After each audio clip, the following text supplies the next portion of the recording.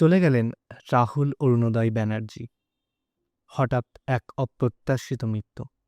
শুধু রয়ে গেছে অনেক প্রশ্ন, অনেক গল্প।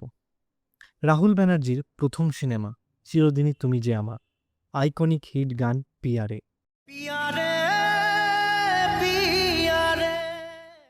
কণ্ঠে জুবিন গার্গ। জুবিন গার্গ মারা যান গত বছর সিঙ্গাপুরে সমুদ্রে ডুবে। অদ্ভুতভাবে সময়ের সাথে দুজনের জীবনের এক মিল, সমুদ্র আর ডুবে যাওয়া। কিন্তু এখানেই শেষ নয়। 2018 সালে বাতায়ন পত্রিকায় রাহুল ব্যানার্জির লেখা গল্প বান্ধবীরা। সেই গল্প শুরুই হয়েছিল মুখ্য চরিত্রের জলে ডুবে মারা যাওয়া দিয়ে। গল্পে আরও একটা অদ্ভুত মিল। গল্পের মুখ্য চরিত্রের মৃত্যুর সময় বয়স ছিল 42 বছর, আর বাস্তবেও এই বয়সের কাছাকাছি চলে গেলেন রাহুল ব্যানার্জি। একটা গান, একটা গল্প আর একটা বাস্তব, 3 জায়গায় একই রকম একটা ছায়া। শুধুই কি কাকতালীয়?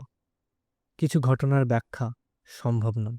তবে সব কাকতালীয় প্রশ্নের বাইরে রাহুল, আপনি থেকে যাবেন আপনার কাজে, আমাদের হৃদয়ে।